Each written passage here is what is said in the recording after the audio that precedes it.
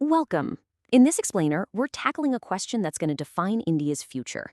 How on earth do we feed a nation of billions, especially with a changing climate? We're going to cut through the noise and look at the real science of genetically modified crops, the actual results on the ground, and the complex policy debate that's holding India back. Now, for anyone preparing for civil services exams, UPSC, UPPCS, BPSC, getting your head around this issue from today's editorial isn't just a good idea, it's absolutely essential. So let's get right into it. Okay, let's start with a central question that keeps policymakers and scientists up at night. That number, 1.7 billion, it's not just some projection on a chart, it's a massive challenge to our entire agricultural system. You know, the old methods, the very ones that powered the Green Revolution, they just aren't going to cut it anymore. So the question isn't if we need to innovate, it's how. How do we grow more food on less land, with less water, all while dealing with a climate that's getting more and more unpredictable? This is the core problem we're going to explore today. So, to make sense of this whole topic, here's how we're going to break it down. First, we'll get a handle on just how big this food crisis really is. Then, we'll dive into genetically modified crops as a potential scientific solution. And we've got a powerful Indian success story to look at. After that, we'll try to untangle this weird policy paradox that's stopping us from moving forward. And then we'll wrap it all up with a focused revision section, perfect for your mains exam. All right, Section 1, the food crisis. Before we can even start talking about solutions, we really need to understand the true scale of the challenge that's staring us in the face. Globally, the picture is just staggering. To feed a world of over 9 billion people by 2050, we need to ramp up food production by a whopping 70%. And this isn't just about planting more seeds. We're living in a world where food can be used as a political weapon, and where climate change is a constant threat to every harvest. For a country like India, which is so deeply connected to the global system, these outside pressures have a direct and immediate impact on our own food security. And here's where that global challenge really hits home. India, we're facing what you could call a unique triple threat: a future population of 1.7 billion people, the need to boost our own food production by at least a third, and a current rank on the Global Hunger Index that tells us we're already struggling. The pressure on our agricultural system is just immense. And listen, this is not some far-off problem. It is happening right now. The 2021 heat wave is a perfect and scary example. We were all set for a record wheat harvest, ready to export to the world. And then, bam, a sudden, brutal heat wave just wiped out the crop. We had to do a complete 180 and ban exports just to protect our own food supply. It's a really stark reminder of just how vulnerable our system is to climate shocks.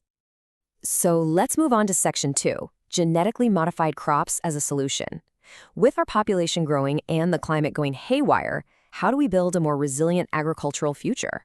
Well, let's explore one of the most powerful scientific tools we have in our arsenal: genetic modification. So, the solution on the table is genetically modified, or GM, crops.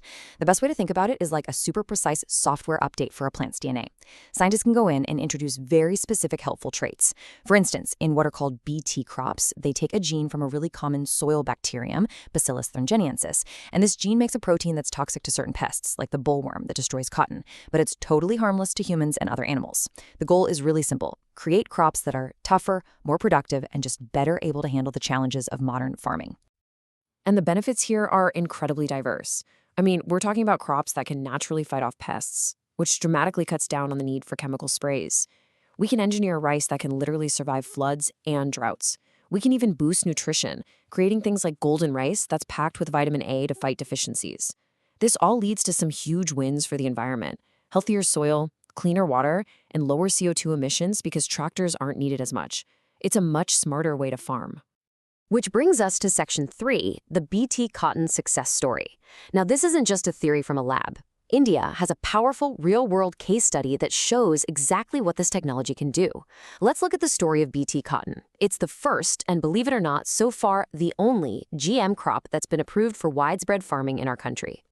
The results of adopting BT cotton were, to put it mildly, revolutionary. India went from being a net importer of cotton to a major global exporter. It completely transformed our textile industry. For the farmers, it meant a 22% jump in production and a massive 68% increase in profits. And get this, they did all of that while using 37% less chemical pesticide. It's a textbook win-win. more income for farmers, and a much healthier environment. Okay, Section 4, India's policy paradox. The massive success of BT cotton raises a huge and honestly a very perplexing question. If it works so well for a cash crop, why on earth did we stop there? Why hasn't India embraced this technology for the food crops that are so critical for our survival? This is the paradox we need to unpack.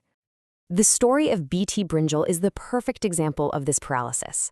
Now, this is a crop that was developed in India by Indian scientists to fight a pest that can ruin up to 70% of a brinjal harvest. It went through all the tough safety trials and was approved by our own food regulator, the Genetic Engineering Appraisal Committee, way back in 2010. But today, more than a decade later, it is still stuck in regulatory limbo, unapproved for our farmers. The contrast with our neighbor, Bangladesh, is just stark. They approved the exact same BT Brinjal technology in 2014. Today, tens of thousands of their farmers are growing it. They're earning nearly 30% more income and using almost 40% less pesticide. These are real, life-changing benefits for their farmers that our own farmers are being denied simply because of policy inaction. So what's the deal? Why the deadlock? Well, the reasons are complex, and frankly, they have very little to do with the actual science. The whole debate has become intensely political. A very powerful public narrative has taken hold, one that's fueled by fears about health risks and a deep suspicion of corporate control over seeds. And this narrative is amplified by strong lobbying from activist groups and, no surprise here, from pesticide companies who have a clear financial reason to keep things just the way they are. And this right here is the heart of the paradox. While the public and political debate just rages on, the global scientific community is incredibly united on this. The consensus is overwhelming. Genetically modified crops are safe. We're not talking about one or two studies. We're talking about literally thousands. 284 global scientific bodies, including the World Health Organization and the European Commission, have all come to the same conclusion after decades of research. The science is crystal clear. It's the politics that are messy. All right, Section 5, time for our mains exam revision. For everyone preparing for the mains, let's boil all of this information down into the key takeaways you're going to need to build a powerful, well-supported answer on this critical topic. These are the numbers that will make your answer stand out. You need to know these. The 70% global and 32% Indian food production needs, that sets the stage. The success numbers from BT cotton, 68% more profit, 37% less pesticide, that's your concrete evidence of the benefits. The comparison with Bangladesh shows the cost of doing nothing, and citing that overwhelming scientific consensus shows that you've separated fact from fiction. These are the building blocks of a top-tier answer. Now, any high-scoring answer requires balance. You have to be able to argue both sides of the issue. So you start with the strong arguments for GM crops.